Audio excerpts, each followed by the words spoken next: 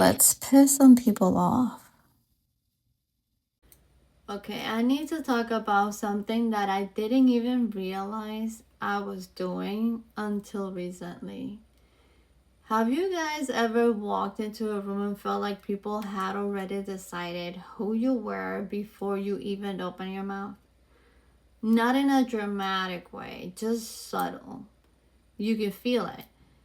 And without even thinking about it, part of you adjusts to everything around you. That's what this episode is about because something happened at a podcast event that made me see this pattern in myself very clearly. Hi, and welcome back to I Am Spice. If you value depth, honesty, and conversations that actually move you forward, make sure you subscribe, hit the bell button so you don't miss future episodes, and share this with someone who needs this kind of conversation. This podcast isn't about surface talk, it's about unpacking patterns and understanding ourselves on a deeper level. Today, we're starting a new series called The Self Selection Shift. And this first episode is about something that sounds dramatic but shows up very subtly in our lives, begging to be chosen. So I went to this podcast event and I walked in exactly how I walk into any room. My jewelry, hair done, put together, my makeup, confident.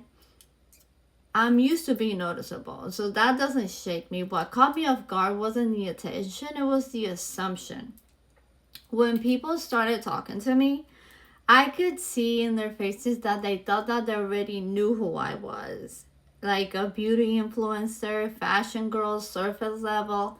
And then when I started talking about identity, psychology, growth patterns, nervous system regulation, the things I actually care about, and I watched their expressions change. It was like they had to update their perception in real time.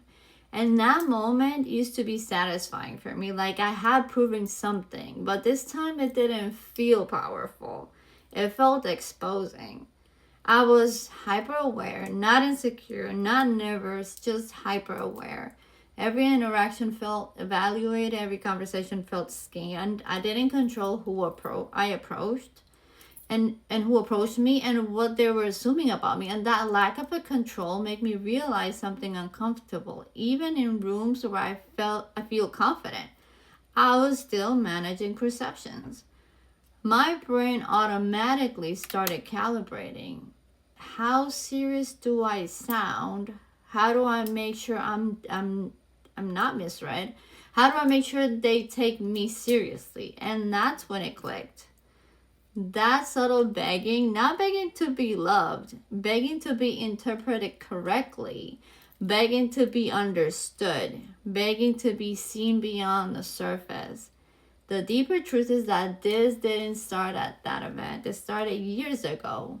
I was raised by a very strict Pentecostal household where everything was filtered through religion and expectation. Identity wasn't something you explored, it was something you inherited. When I went through my first divorce, something shifted in me.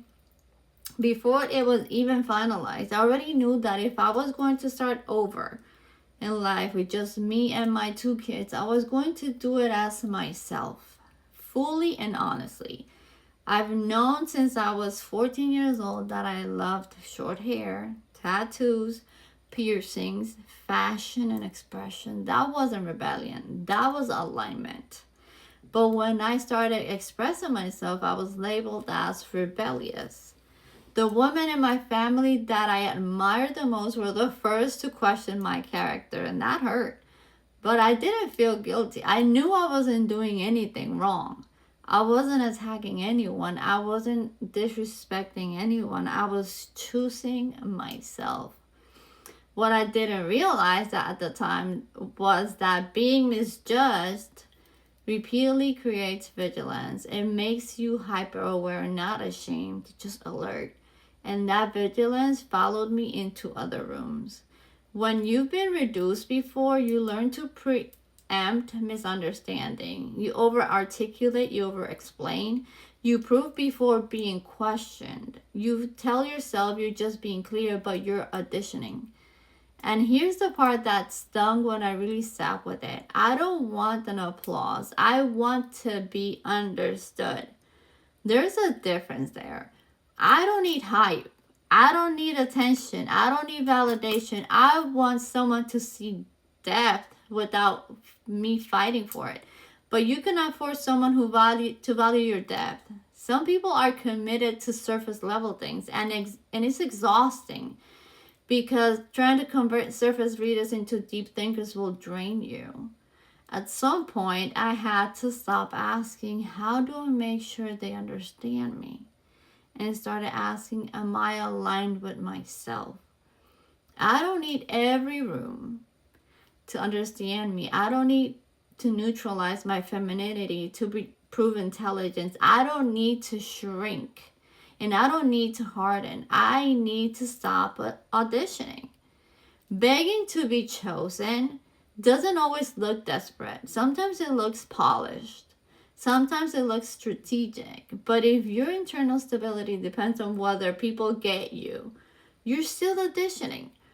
Self-selection is different. Self-selection says, I don't control perception. I control alignment. If someone misunderstands me, that's information, not an invitation to perform. Confidence doesn't start when someone finally understands you. It starts when you're okay not being understood by everyone.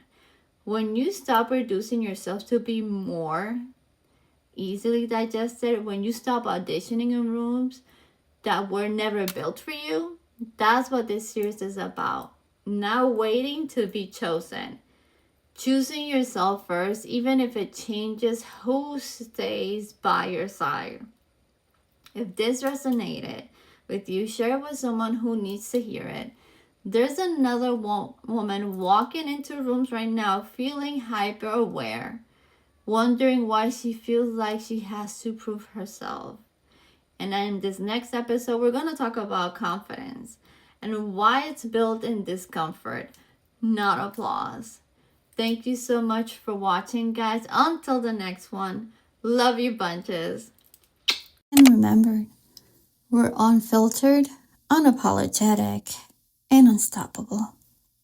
That's that.